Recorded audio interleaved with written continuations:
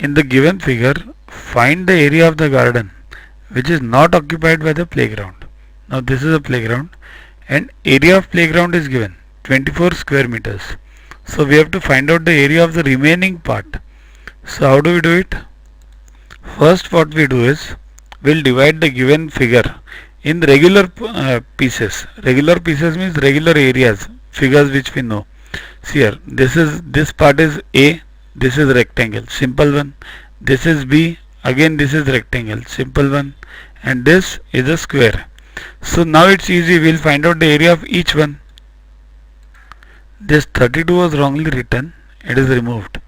So let's calculate the areas. Area of this A part is 12 and 8.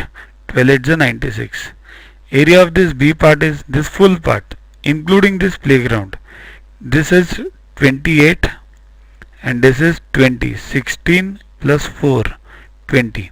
So 28 into 20, 560. Now concentrate on this B part only. This playground is 24 and this is 560 total. So remaining is how much? 560 minus 24.